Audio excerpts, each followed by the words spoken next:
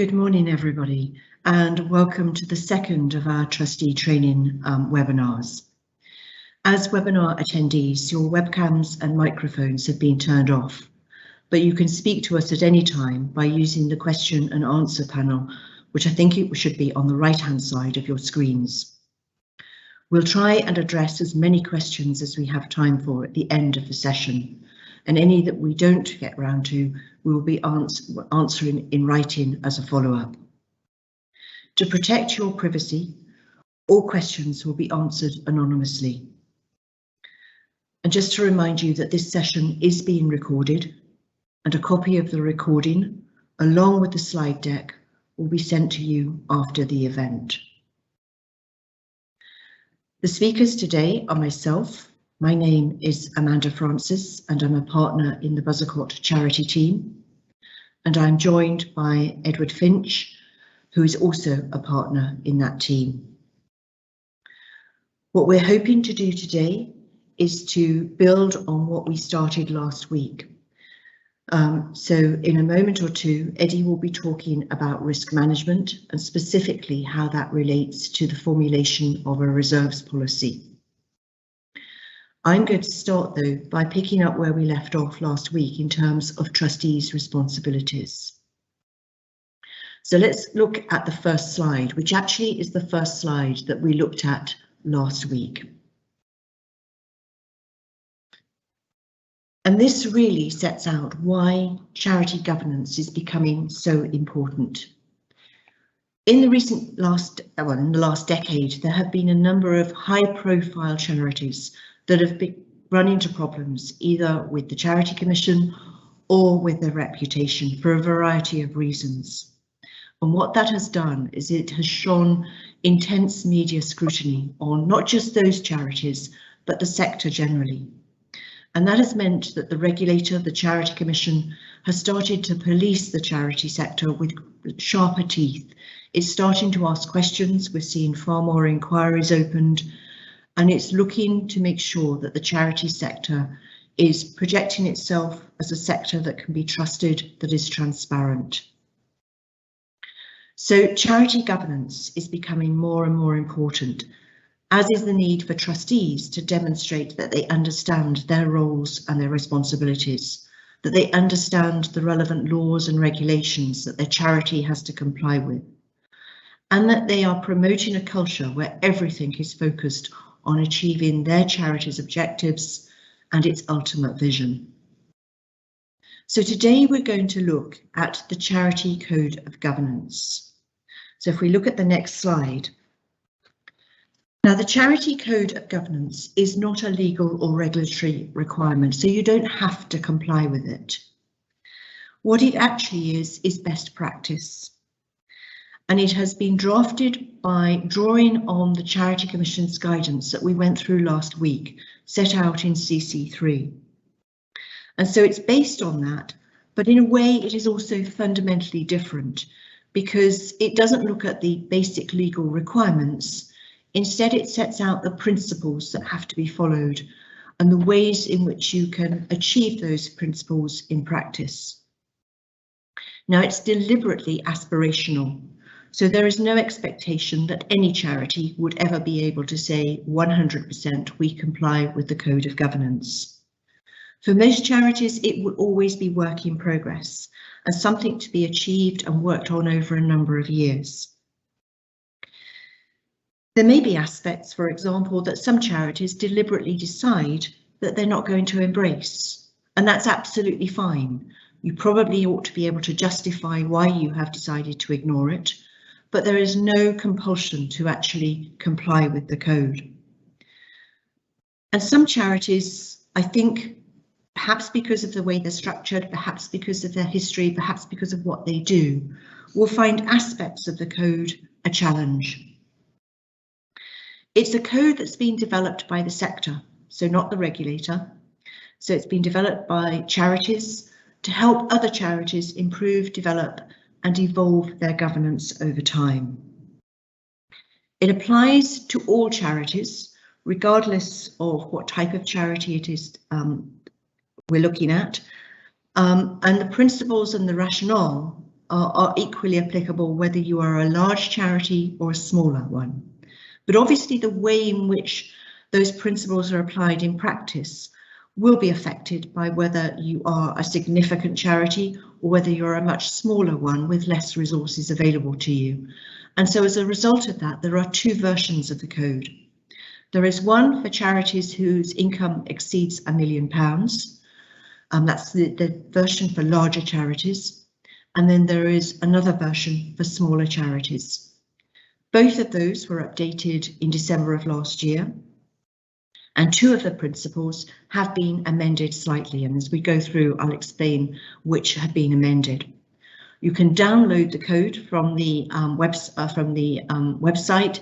If you simply Google Charity Governance Code, it will come up as one of the top items in the list that comes up. One of the other things that you might want to do if you do take the Code of Governance and it is something that you want to try and aspire to or follow, you might want to reference that you are doing so in your charity's trustees report. So just explain that you are using the code, that you're planning to work towards a continuous improvement in your governance, and hence that's why you're looking at the code, and that you're looking at it to hope that you can demonstrate excellent governance over time. So let's move into the code itself. If we go to the next slide, what you've got here is a pictorial snapshot really of the governance code. And you'll see that it can be pictured as some form of grand house. Now at the bottom you've got the foundations, and there is an assumption that all charities have the foundations in place, and that really means that you understand the basic legal and regulatory responsibilities that you as trustees have to follow, and that's what we looked at last week, CC3. At the top you have your roof, which is overarching and basically sets out the organisational purpose and the need to ensure that you're always achieving what it is you were set up to achieve. And then there are 6 pillars or principles, and each one of those sets out why it's there, the rationale for that principle, the key outcomes, so what it is you can expect if you are actually achieving that principle, and then the recommended practice as to how you go about working towards it. And what we're going to do today is look at each of those principles and just some of the practical ways in which that principle can be worked towards. So if we go to the next slide and just look very briefly at the foundation, because as I said, in a way this is taken for granted. What it really means is that all trustees are committed to their charity's cause, so why it exists, and that they've become a trustee because they want to help that charity deliver its purpose in a more effective way and in a way that benefits the public. And that ongoing requirement to ensure that their charity is meeting a public benefit is part of that foundation. That they understand their roles and responsibilities, that you've read CC3, which we went through last week, and that you've also read and understood your charity's governing document. And I suppose above all that you are committed to good governance. You want your charity to continually improve in this particular area. So that's the foundation. If we now move to the 7 principles, and you'll see them on the next slide. So I won't go through this slide in any detail because we're going to actually look at each of these principles in turn. But essentially what this slide does, and when you receive the slide deck, you'll be able to see the 7 principles at a glance. So let's begin by looking at the first of those. And on the next slide, you've got the charity is clear about the charity's aims and ensures that these are being delivered effectively and sustainably. What that means is that your trustees understand why your charity exists, and they understand the environment in which it operates. So the challenges that it faces on a day-to-day basis, the laws and regulations that it has to comply with, and the issues that it possibly faces in terms of resources and so on. It means that your trustees can help your charity to achieve its objectives effectively, with the resources that are available to it. And I suppose overall it means that as a board of trustees, those people can articulate very clearly the charity's purposes, whether that's through a verbal communication, whether it's through things like the charity's website, fundraising literature, and so on. So what does it mean in practice? How can you actually achieve that principle? Well, as we said last week, I think one of the things that should be on an annual sort of agenda for a trustees meeting is just looking at what your charity is doing, looking at its charitable purposes and the work that it does in order to achieve them, and asking the question, is what we're doing still relevant? Is it still valid? Does it still meet the needs of our beneficiaries today? To think about, you know, are you in danger of that issue of mission drift that we spoke about? And I suppose what it's really about is setting your strategy. Where do you want your charity to be in the next 3, 5, even 10 years? And so is there an agreed strategy for those short, medium and longer term viewpoints? Have you set clear goals for where your charity wants to be in those timeframes? And how will you know that you've actually met those goals? So do you have a way of actually measuring your outcomes and thinking about what is the impact our charity is having? Are we reaching our beneficiaries? Are we having that public benefit that we actually aspire to? And all of that is about asking whether there are clear budgets that your management team are producing, not just accounting budgets, but in terms of cash flow as well. Demonstrating that your charity has the appropriate income and the business model to ensure that it is sustainable, that it can achieve its long-term vision and its goals, and that those goals are broken down into key objectives. You've got an action plan, and you can measure whether those actions are actually achieving their desired outcome. It's also about looking at whether you are perhaps working in the most effective way. One of the things the last 18 months have taught us is that we can, as human beings, adapt and adapt quite quickly to changing circumstances. So look at the things that perhaps going forward might change. How is your charity going to react to that? And that might mean that you need to look at technology, at people's needs going forward, your beneficiaries' needs. Keep an eye on the way that, I suppose, fashions are changing and the developments that are occurring in life generally. And ask whether, you know, how do they affect our charity? It's also about asking whether it would be more effective if we were to work with other organisations. Are there partners that we should be looking for that we can work collaboratively with, or perhaps even in time with a view to merging with another organisation? And always thinking about the charity's public benefit. Remember, the responsibility is there as trustees to your stakeholders, but also to wider society and ensuring that your charity is working in the right environment and so on. And that's all about public benefit. So that's the first overriding principle. If we go to the next slide and we'll start to look at the pillars. And the first of those is that every charity is led by an effective board and provides strategic leadership in line with the charity's aims and values.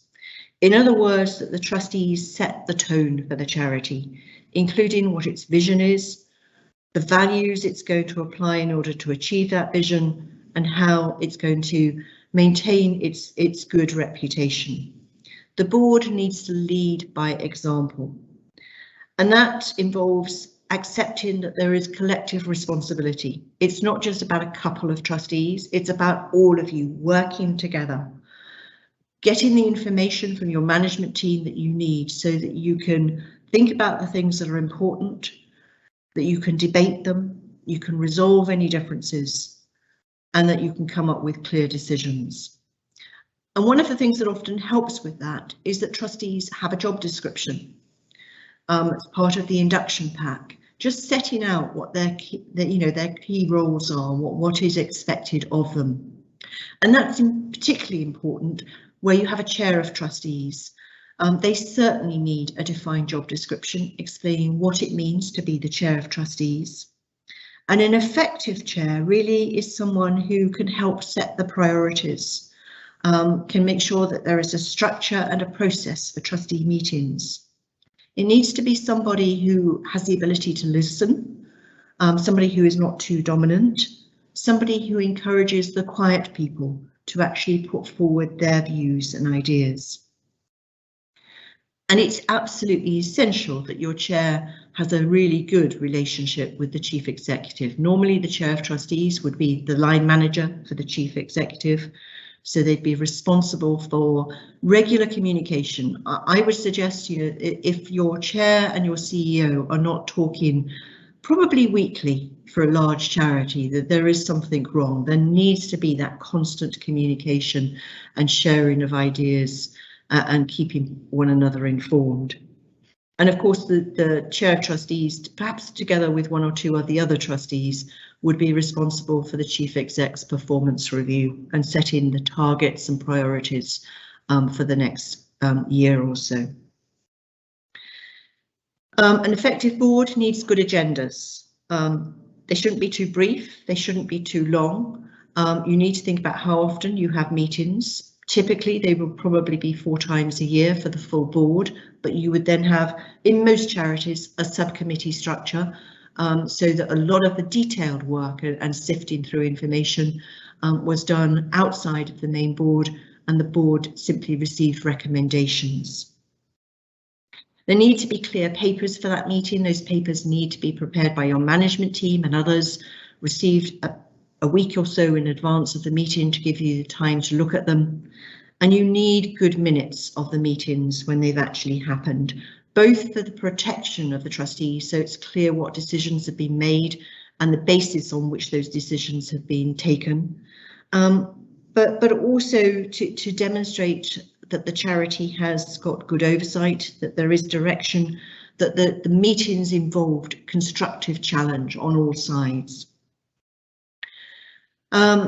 The other things for an effective board are that it agrees and promotes the charity's values so that the trustees are seen to live those values, that the trustees do allow debate, they listen to one another's views, they listen to the views of the management team.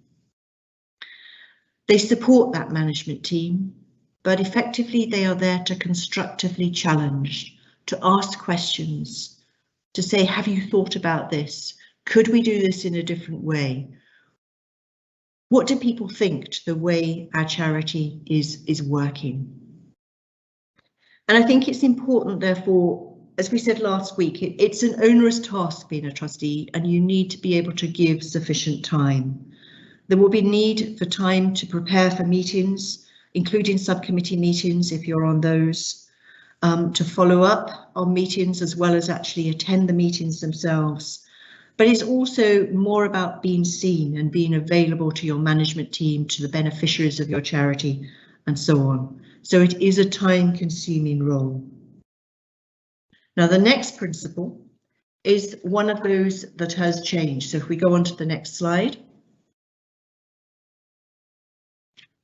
So this has been refined slightly, and it really pulls out the need for trustees to adopt the values of the charity and to be ethical and to be seen to be following those values themselves. So it's that you act with integrity, you adopt the values, apply ethical principles to decisions, and create a welcoming and supportive culture which helps the charity's purpose. That you're aware of the significance of the public's confidence and trust in charities. It reflects the charity's ethics and values in everything that you do, and you undertake your values with this in mind. So this is all about upholding the charity's values and maintaining its reputation, living those values so that they're not just something that are there in the background. You actually are seen to believe in them and follow them yourselves. It's about always acting in the charity's best interest and accepting that from time to time, being a trustee means taking some difficult decisions that may not be popular. So perhaps there needs to be a restructure which will involve closure of certain projects or making people redundant. It's about giving thought to people's perceptions, understanding how people outside of your charity see your organisation. So the beneficiaries. What do your staff think about the organisation they work for? What do your funders think about the way in which you're using their money? And it's about managing or ensuring that people have the right to be safe, that the charity's property is somewhere where it's safe to meet, that safeguarding is something that is taken extremely seriously. And about managing conflicts of interest by those declaring an interest at the start of every meeting, by having that regular updated register of interests where people are declaring other organisations that they're associated with, so that there is absolute transparency across the board as to other organisations where occasionally there may be a conflict. And remember, if there is a conflict, the trustee who's conflicted really should declare that, should then depart from the meeting or the discussion that's relating to that issue.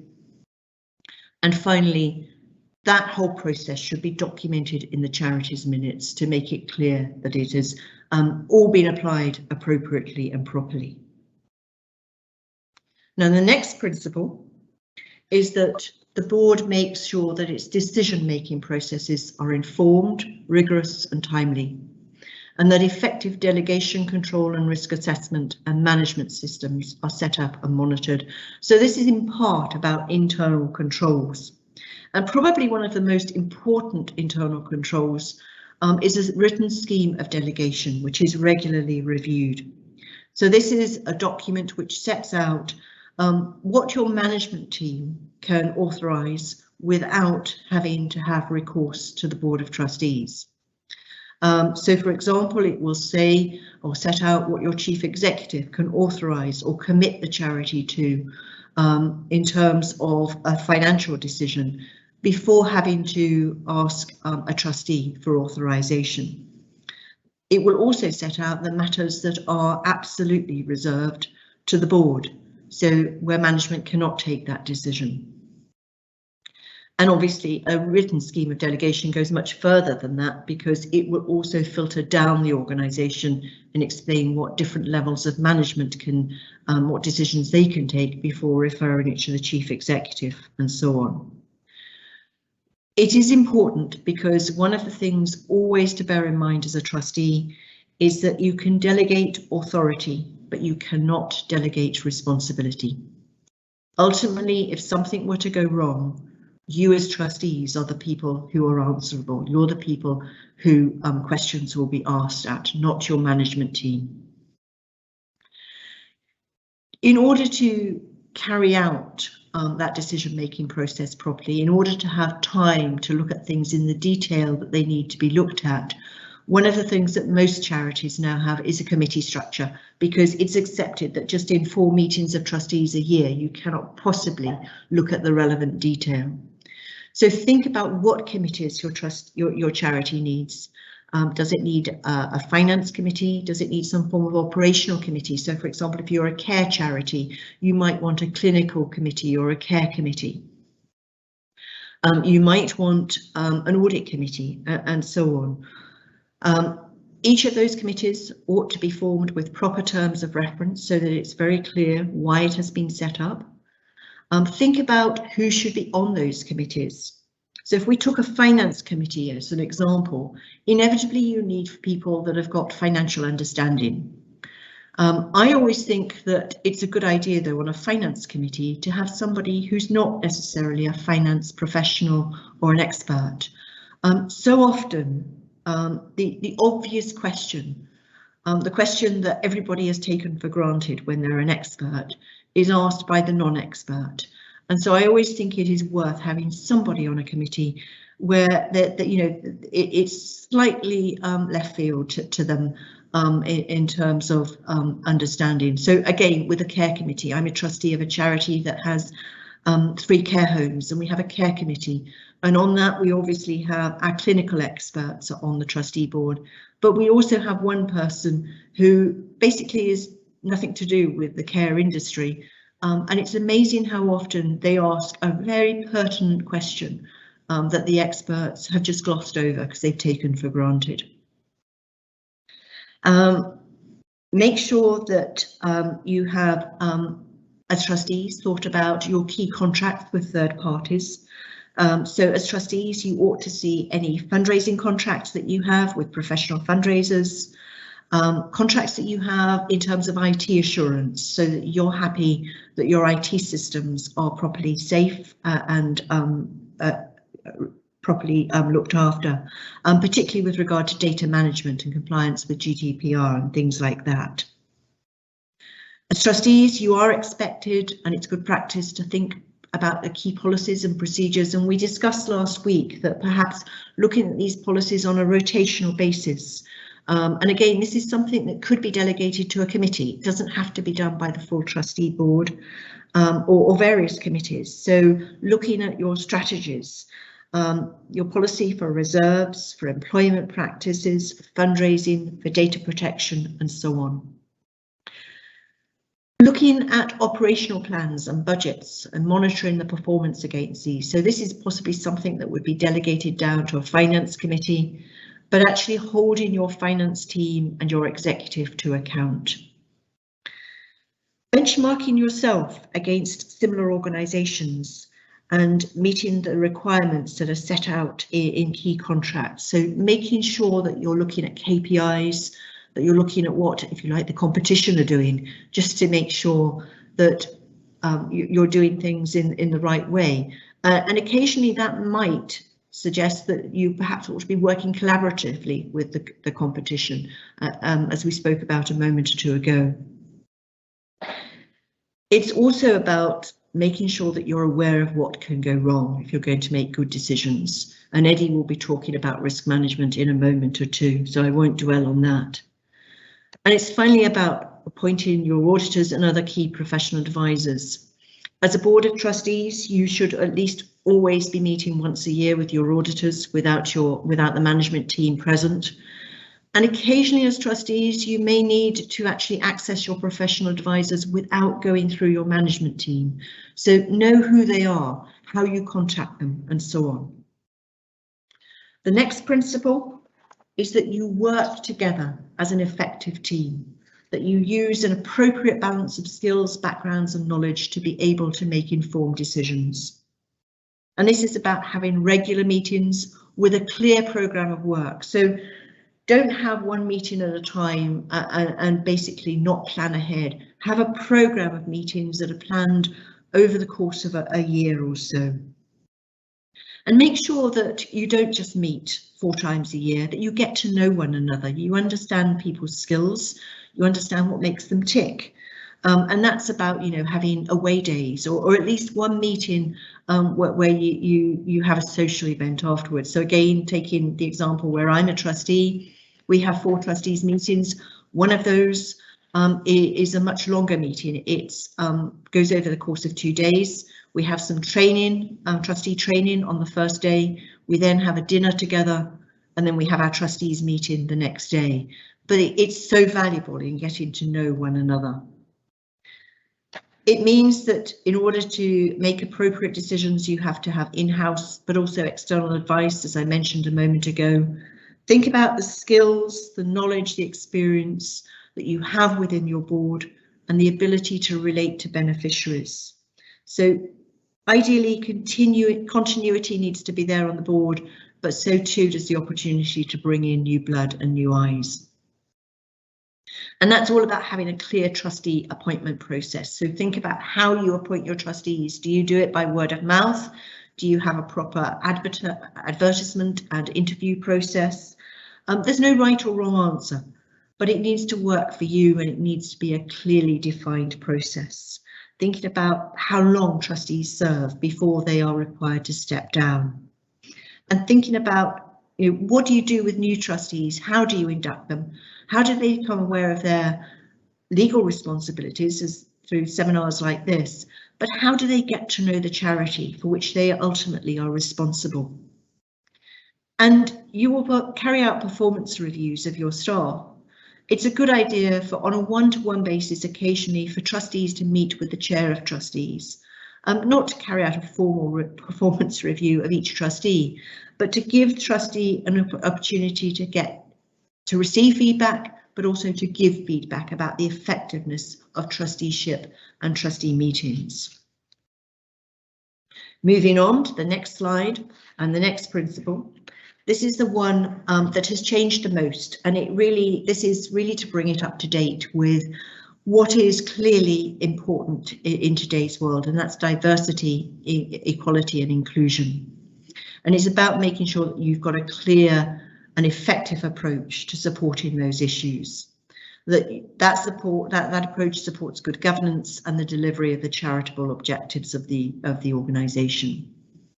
And so it's about the principles of equality, in diversity, inclusion, and ensuring that they're embedded not just in the trustee group, but across the organisation. So looking at the diversity of your trustees' backgrounds and their perspectives, looking at whether there is any bias in the way in which you recruit trustees and select them, looking at how the communities and the people that your charity serves are included and central to the decision making of your organisation.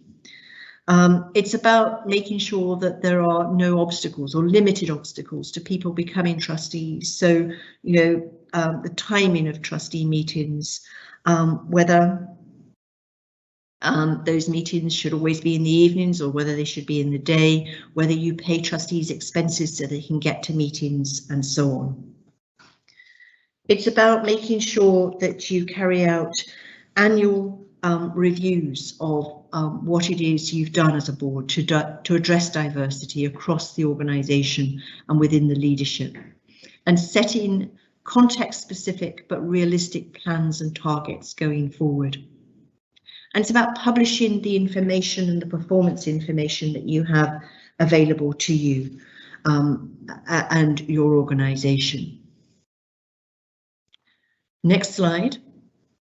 And this is where the board leads the organisation in a way that is transparent and accountable, that it's open in its work unless there is good reason not to be.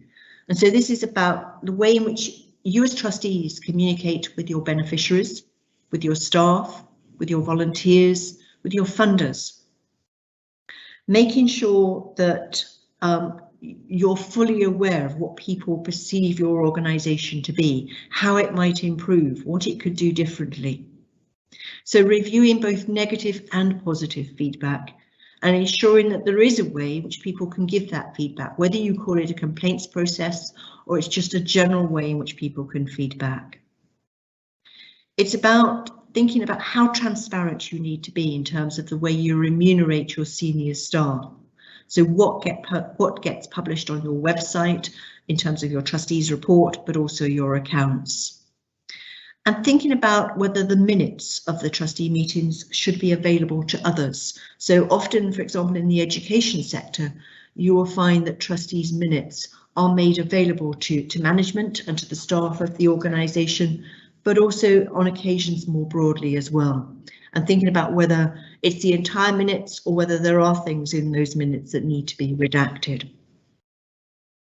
And finally, the next slide. Ooh, I've gone, sorry, I thought there was one more slide. It's not there. I thought there was a conclusion slide, so apologies. But that really is the code of governance. As I said, it's all about making sure that your charity is operating and run in an effective way that people can look up to and gives limited ability for people to criticise. It's about good governance, and the code, just to remind you, is aspirational. It's work in progress. It's something to have open at all times and work towards. Now, one of those things that I mentioned as good governance is to think about what could go wrong. And that's one of the things that Eddie is now going to pick up on in his session. So I'll hand over to Eddie.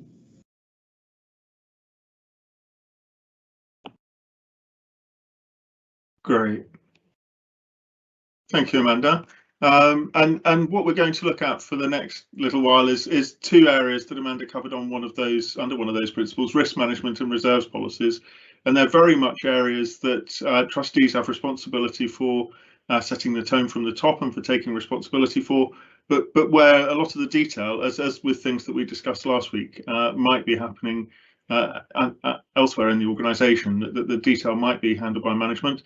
But what we'll look at in this section is just the way that trustees need to reassure themselves that the right things are being done, establish policies, principles, etc., and make sure that these two things are being addressed. And they're both things that are historically have been and regulated indirectly to a very large extent. Both of them have been around for longer than the governance code as separate things that trustees have had to pay attention to.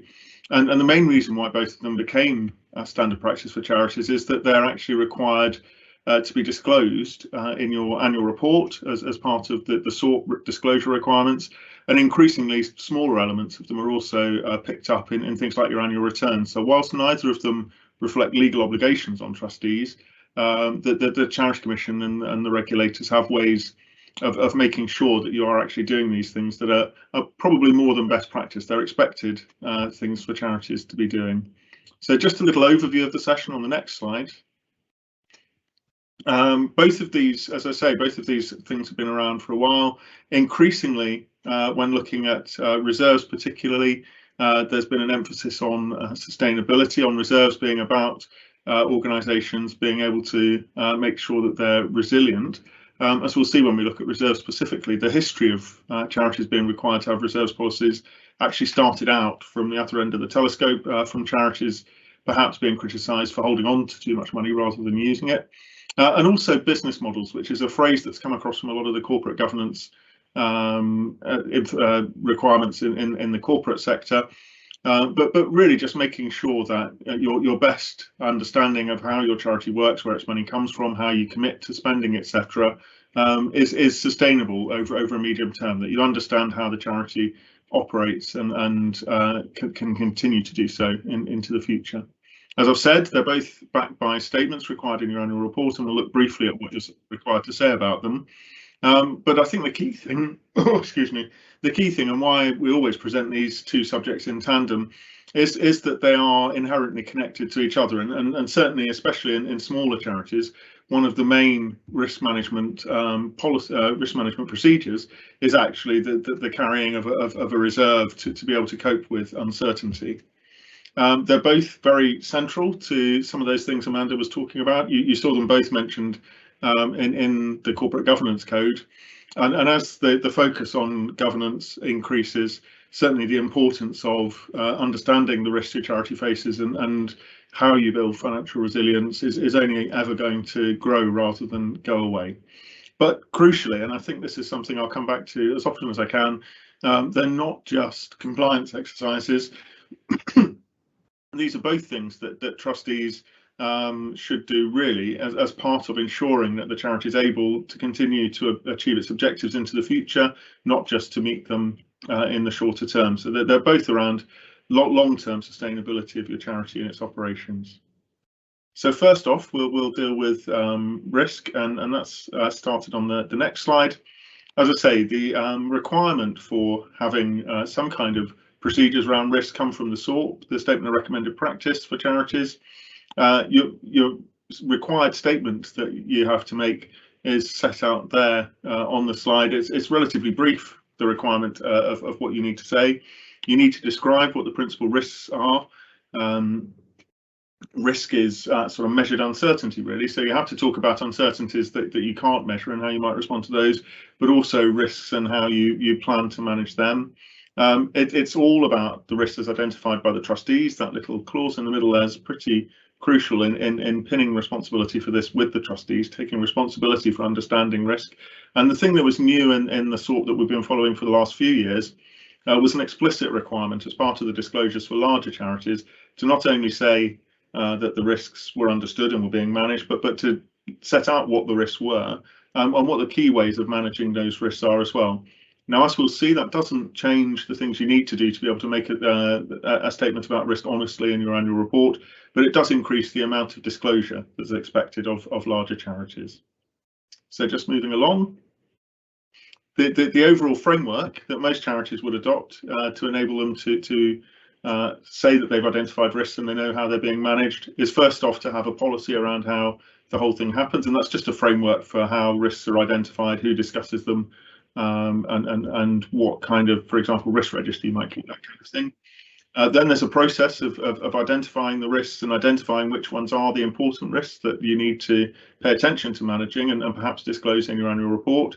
So assessing which are more important than others, evaluating how you're going to manage the risks. And a lot of that will be stuff that is bread and butter things you're already doing, routine internal financial controls, delegation of authority that Amanda mentioned, those kind of things. And also have a process for periodic monitoring and assessment, and all that really means is getting it discussed in the right committees and bringing the right information to the whole board's attention from time to time. So looking a bit more into the detail of how that happens, the most important thing I think we find ourselves having to emphasise to boards from time to time is, although the reason why a lot of trustee boards began examining risk in the first place was because the SORP introduced this pesky requirement to make disclosures about risk, it's not all about the financial risk to the organisation. It's really about the risk that the charity will fail to deliver its objectives well. And that might be because it's doing the right things but doing them badly. It might be because it's doing the wrong things. So there's lots of stuff around operations and management and governance and the way that the charity decides what to do and how to do it. Of course, it does include financial risks, and we'll come back to reserves. As I've said, they're a big way of managing risk. But it also includes things that sometimes the charity's got no control over, but needs to understand how it might respond. So those outside things, publicity, ending up on the front page of the papers, what government policies might affect the operation of your charity in the future. And that's a very big consideration for a lot of charities, in things like education and care, where changes in government policy can make huge differences to how you're able to operate.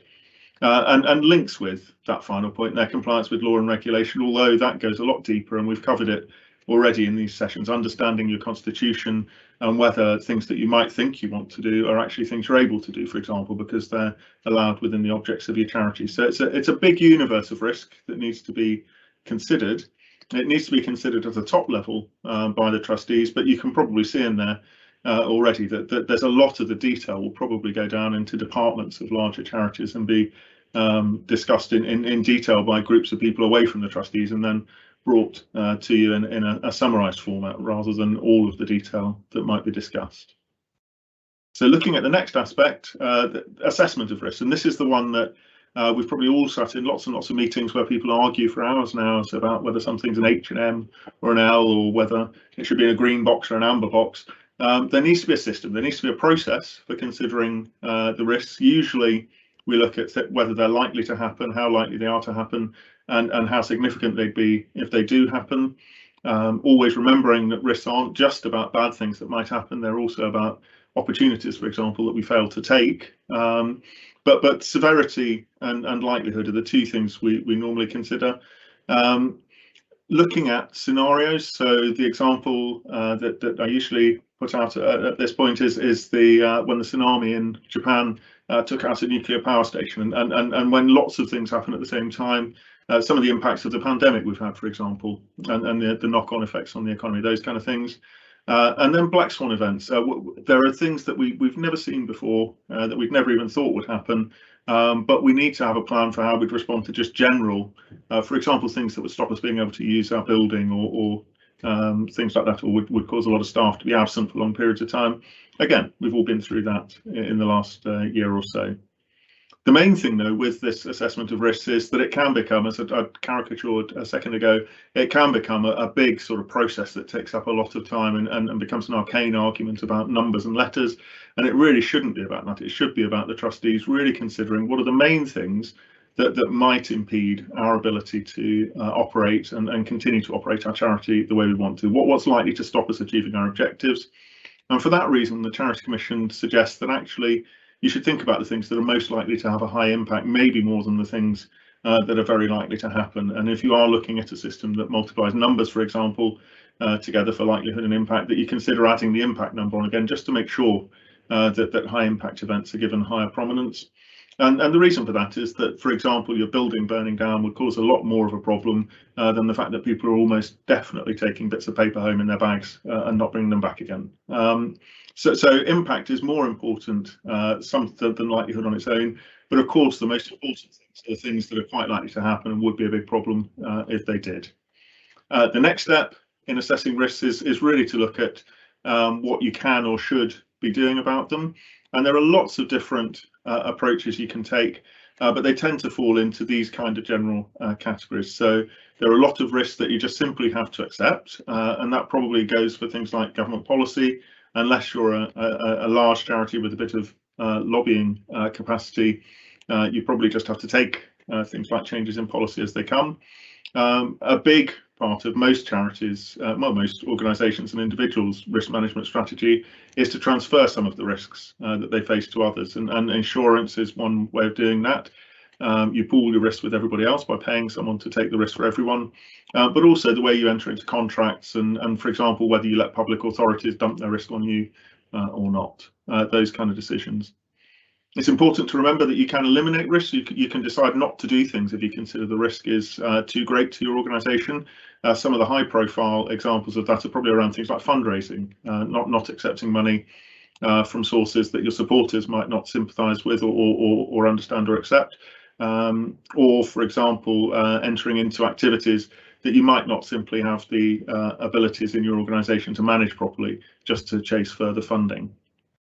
One that charities are very good at forgetting to do is to look at the pricing of their activities, because it all sounds a bit too commercial.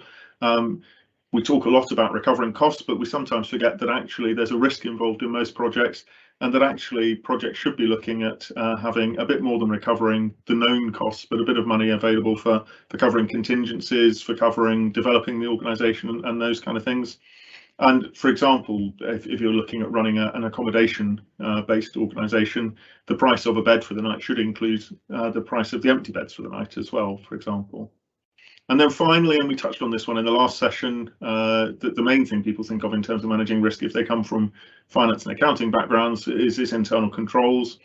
And that's about managing the risks of losses in the organisation to acceptable levels, partly through things like routine, things like locking the petty cash away at night, but also around who's got authority to enter into commitments for the organisation, for example, and things like that.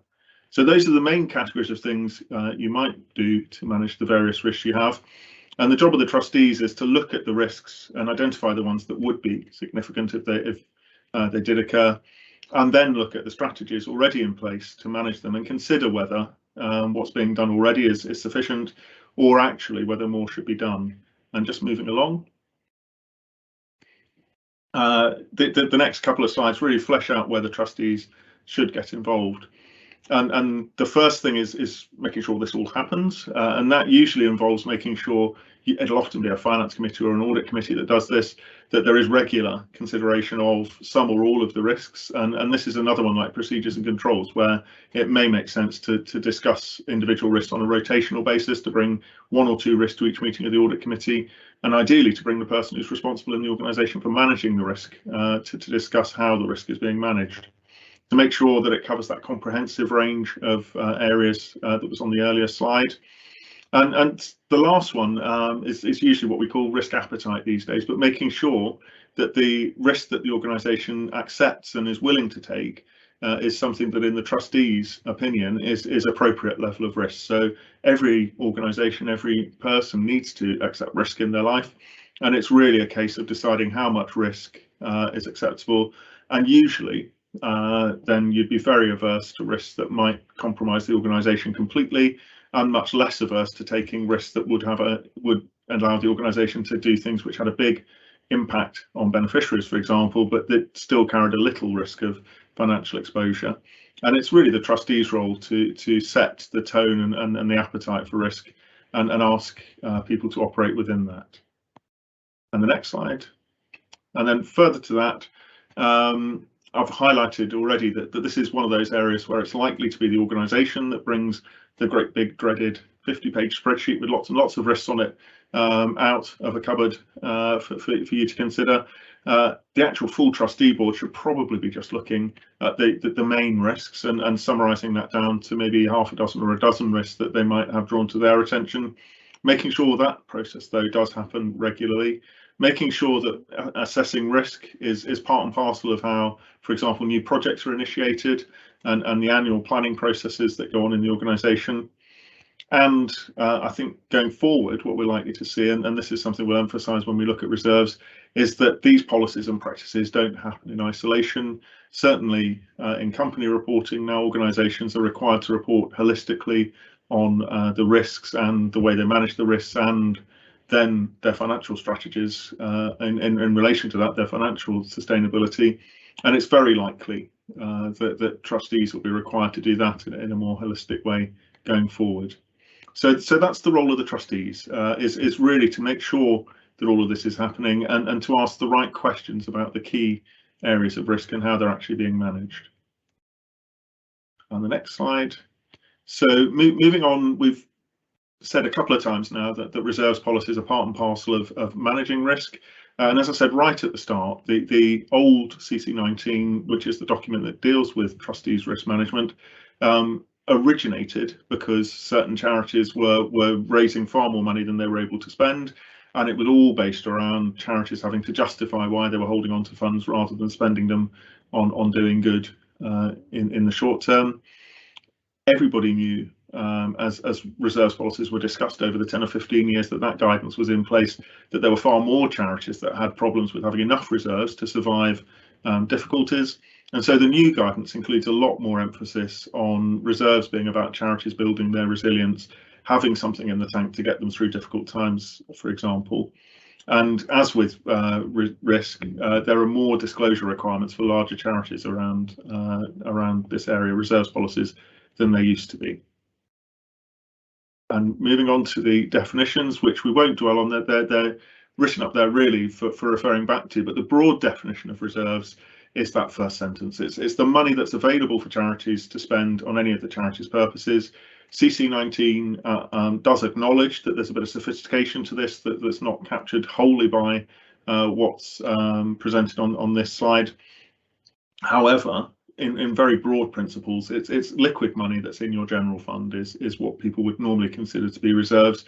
There may be investment money that you could liquidate in the short term, and even in extreme circumstances, you might regard a property that you could quickly mortgage or dispose of if you needed to as something that helps with your reserves position. Whether you'd actually carry it in your reserves is a secondary question, and as it says there, you'd normally exclude fixed assets that you need to operate from your reserves because you can't usually liquidate them and spend them on your activities. It also crucially excludes amounts designated for particular future spending, but the SORP increasingly requires you to be very specific if you're going to treat funds as designated. Those are funds that trustees have set aside for things like specific projects or saving up to buy a building or things like that. Obviously, designating money gives people opportunities to manipulate the amount of reserves they declare, and increasingly the Charity Commission and the SORP standard setters have tried to move people away from doing that kind of thing. And moving on. We'll whiz over these couple of slides because it's not really the environment where we could do this in any interactive kind of way, but just setting out there, one of the notes that you'll see at the end of most charities' sets of accounts, or you should see at all charities' accounts, is a note to the accounts that sets out the different categories of assets and liabilities that you might see in a charity's accounts, and how those assets and liabilities are spread over the different types of funds of the charity. Now, looking at that Charity Commission definition of reserves, endowed funds, which are capital funds, which which are there to generate income and returns or provide functional property, for example, for a charity, aren't part of reserves. Restricted funds can only be used for narrow purposes, so aren't usually part of what we consider in reserves policies. And designated funds, as I said a second ago, are specifically excluded, as are the fixed assets in the unrestricted funds. So on the next slide, what comes up is in the Charity Commission basic mathematical model for looking at what your reserves are, you would conclude that this charity had reserves of 150,000 out of its 1.3 odd million.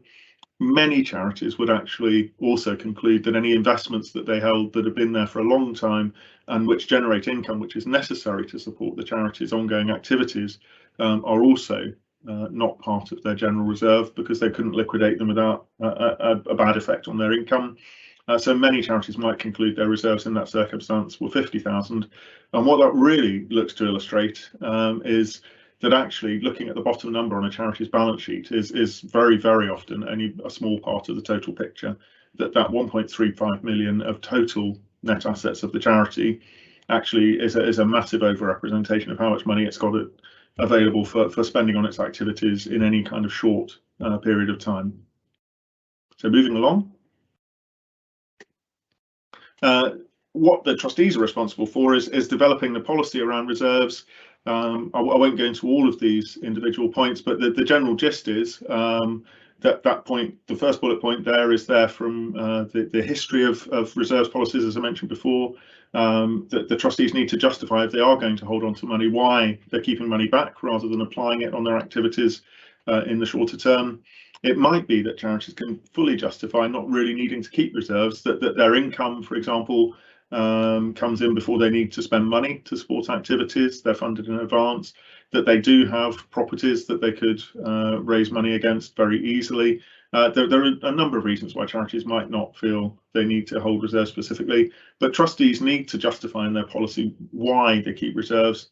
They need to identify the reasons why they would hold reserves, which would usually be sort of continuity of the organisation, so working capital, being able to wind up in an orderly way, which shouldn't be the core of the policy, but is something you'd need to consider, and issues like that as part of their justification for why they need to hold reserves. And then over the page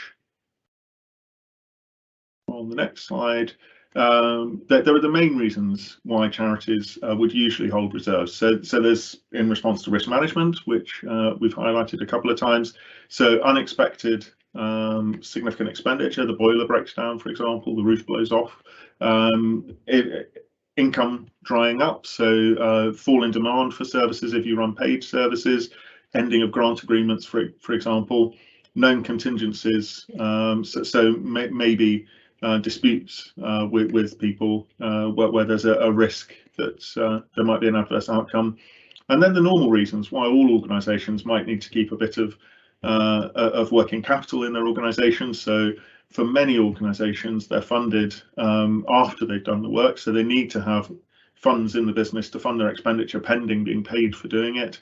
And a lot of organisations, though, that's a seasonal or cyclical thing. So it may be that the working capital needs of the organisation are different at different times of year, and I'll come back to that thought in just a second. And then the third main reason for holding reserves is strategy. So holding money so that you've got funds available to invest in new projects if opportunities arise, or, for example, that one that I've mentioned a couple of times, if you're saving up to buy your own premises, for example, in the future, and setting money aside for that. So moving along, this question we get asked more times than I can remember, really. What level of reserves is appropriate?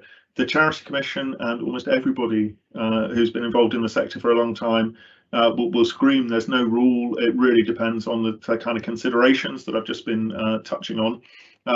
Some grant funders will say that they won't fund organisations with above a certain level of reserves expressed as a sort of month's expenditure or something, but there aren't really rules. It's down to the trustees to establish the reasons for reserves, establish from that what level of reserves they think is appropriate, and then decide how big their reserve should be.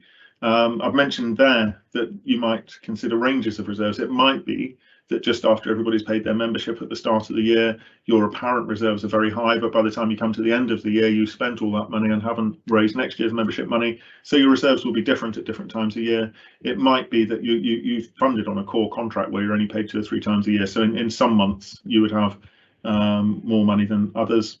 It may be you're budgeting sophisticated enough to cope with that. It might well be that it isn't. But the key thing is you need to remember that the general principle that if you do raise charity funds, you should spend them within a reasonable amount of time, but that you need to hold money back to protect your charity against uncertainties, and that this should all be based on a realistic assessment. And I think that's the thing that a lot of trustee boards have found difficult. This emphasis on reserves policies being linked more explicitly to risk does lend itself to weird and wonderful modelling that doesn't necessarily actually tell us much about the future. So just moving along to the next slides, there's a couple of slides at the end here where I've just really set out the difference between thinking about reserves and thinking about going concern. Those of you who've had an audit in the last year or so will know that auditors have been instructed to spend a lot more time drilling trustees and management about how they assess the risks around going concern. I think the important thing to emphasise here is that going concern is an accounting concept. You're required to prepare your accounts on a going concern basis unless you've reason to believe the organisation is going to close in the imminent future. The key part of the going concern assessment, though, is assessing what uncertainties there might be around that, what risks there are that you might cease to be a going concern within the foreseeable future. And that's around things like, is there a big risk that one of your main contracts might finish and you won't get a replacement source of income?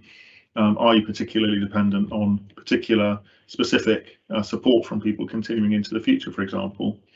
The thing that we're emphasising there is that going concern question for accounting purposes is a bit of a dry activity that is really all around disclosure. So making sure people can understand the uncertainties you've considered in preparing your accounts and how confident you are and why that you'll remain a going concern.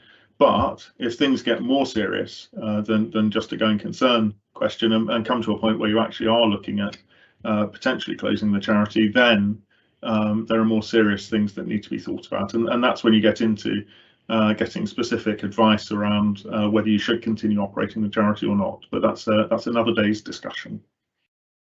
And just moving on to wrapping up. I hope I've said enough times that we're all pretty comfortable with the idea that the two policies are intrinsically linked with each other, knowing what risks you're facing and then what kind of things like reserves you should hold are part and parcel of the same set of processes, that it is down to trustees to manage both of those.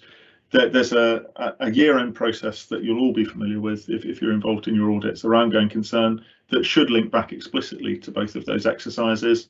But the key thing that I really want to just finish on is that this isn't just about compliance and ticking boxes. It's around making sure you're able to deliver the best outcomes for your beneficiaries and everybody else that the charity serves and works with now and into the future.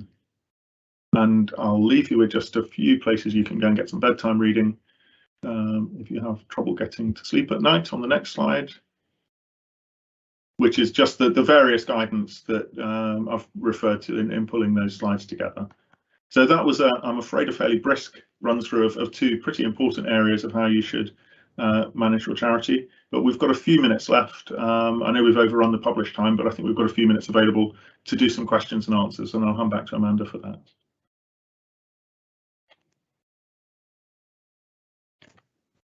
Thanks, Eddie. Yes, we've got a number of questions which have come in. I think we've got time to answer one question each. Just to give Eddie a chance to read through the questions and draw breath, let me start. So one of the things that we talked about was the need for trustees or committees of trustees to think about and review policies. And a question has come in, and I'll read the question for you. It says, for policy approval, can a committee of the board approve the policy without it going to the full board? At present, the committee review and approve a policy, and then it goes to the full board for final approval, which seems an unnecessary step. Now, it's an important question, and I think the important thing here is the role of committees and what a committee can do in terms of its ultimate responsibility. What a committee can do is look at something, look at it in detail, and then make recommendations to the board. It would not be normal for a committee to have the authority to simply make a decision. That has to be a decision of the board. So perhaps the best way of answering this question is by just referring back to a practical example of the charity where I'm a trustee.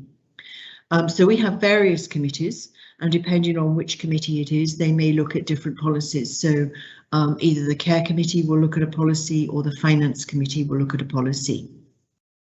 And we're responsible for actually drilling down within that policy, making sure that we are asking the relevant questions of management, drawing in our experience from other organisations and thinking about whether the policy is appropriate, whether it reflects the values of the organisation and so on. And we will have a discussion. We may request some changes to the policy to be made, but ultimately we would hopefully recommend it to the board for approval. And what that encompasses is effectively the policy goes forward to the board, but it would not be on the agenda of the board meeting for debate. There would be a brief paper from the finance committee or the care committee, stating that the policy had been reviewed and our recommendation was that it should be approved. Ultimately, of course, it is then for the board to simply accept the simply accept that recommendation, or should someone feel strongly that hasn't been part of the committee structure, they would have the opportunity in AOB or as part of the agenda to actually ask a question, a detailed question about the policy themselves. But 99 times out of 100, the board would simply accept the recommendation from the committee and approve it. So that's the way it's done. So you don't basically have two debating sessions. You have one detailed debating session, one where the recommendation is taken and considered and usually approved without question. Let me hand over to Eddie for just one question. As I said at the beginning, what we will do is the questions that we haven't addressed, we will respond to in writing and make sure that you get a copy of those answers together with the slides and the recording. So Eddie, there is a question here on reserves, and it says that if your reserve levels vary throughout the year, how might trustees easily declare that in their trustees report? Thank you, Amanda. I'm not sure if you weren't on mute then, but so just in case, I'll just repeat the question. So the question is, if your reserves level vary through the year, how might you easily declare that in the trustees report? And I think what this draws out is that the very simplistic analysis that the Charity Commission obviously often look at when deciding whether a reserves policy is appropriate, that maths of looking at the funds on your balance sheet is sometimes not really truly fit for purpose. And I hinted in, or I didn't hint, I said in the presentation that one of the things trustees might do is set a range for reserves rather than a fixed point at year end. And that can be disclosed, and you don't have to disclose a point value that you think your reserve should be in your annual report. You can disclose we believe reserves should be between a lower limit and an upper limit. Often the lower limit will be the amount you've assessed for orderly winding up of the charity, for example, and the upper limit will be, frankly, the amount you think you could look at somebody in the eye and still ask for more money from them. But that kind of range enables you then to declare that your reserves are within the range you've set during the year. The other sort of sophistication around this is that there are those kind of lumpy types of income, like being given a whole grant for the year at the start of the year, which, depending on your accounting policies, which we'll come back to in another session we do, you might carry as part of your unrestricted funds at the end of the year, or you might have deferred as deferred income on your balance sheet. And depending which decision you made on that, you might have an apparently large amount of reserves that actually is simply a grant you haven't spent yet and will spend all of in the near future, which you might decide not to treat as part of your reserves because it won't be there in a few months' time. Or you might have a deferred income balance on your balance sheet. For example, if you collect all your membership income at the start of the year, you know you can run for another year without collecting much more money. So it might be you decide you need much lower reserves. So I'm afraid the answer to the question is it's not easy. You need a bit of sophistication to how you do it, but you can actually just make bold statements about things like actually the balance sheet shows this position, but that's just a point in the year, and during the year we have a lot of money at the start of the year and less at the end of the year, for example. You can disclose those kind of things, but the simplest approach is to adopt a range for reserves to be within, and to declare that the reserves were within that range at your balance sheet date. And in terms of trustees governance, one thing I didn't mention that I probably should have, so I'll take the opportunity right now, is it's a really good idea to stick the reserves level as a row at the bottom of your management account, so you can see whether you're tracking within your reserves policy very easily from the financial information you're given during the year.